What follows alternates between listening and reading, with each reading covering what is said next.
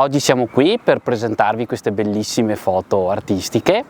realizzate nell'ambito del progetto Adolescenza, che è coordinato dalla preside del Collegio Balbi, la dottoressa Fanny Mion. Da molti anni conduco un progetto Adolescenza, un progetto che vuole accompagnare i ragazzi, specialmente della scuola secondaria di primo grado, tutto quello che sono le loro emozioni, i loro vissuti. All'interno del progetto Adolescenza mi è nato il desiderio di poter collaborare con qualcuno che vivesse l'arte in maniera diretta, e perché credo che l'arte possa essere uno strumento di comunicazione importante per i nostri adolescenti. Per cui mi è venuta in mente una nostra mamma che ha avuto i figli al Collegio Balbi un po' di anni fa, e siccome avevo visto delle sue mostre, delle fotografie che questa mamma aveva fatto con il suo smartphone, mi è venuta l'idea di contattarla per poter collaborare insieme in un progetto che mettesse insieme la pedagogia e la fotografia.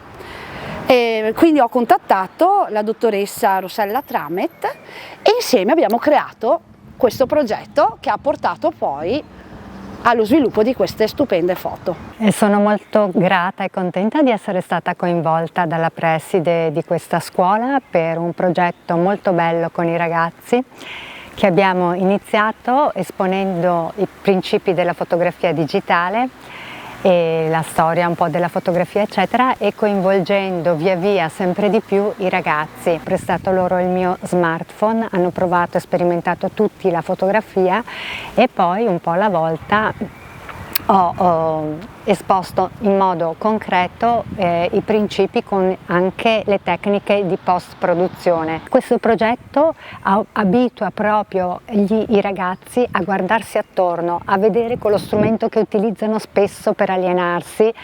perché vengono guidati nei social network. Al contrario, invece, noi vogliamo stimolarli a crearsi in modo importante e soggettivo un punto di vista nuovo. Parlando di arte pubblica e coinvolgendo i ragazzi per chiedere loro se fossero contenti di esporre le loro foto nelle strade, lungo le vie in pubblico, cosa che li ha entusiasmati, naturalmente devo citare il mio collega architetto, artista Felice Terrabuio, un creativo milanese, noto per aver esposto più volte nei luoghi adibiti alle affissioni commerciali le sue opere. In questo senso lui ha insieme a me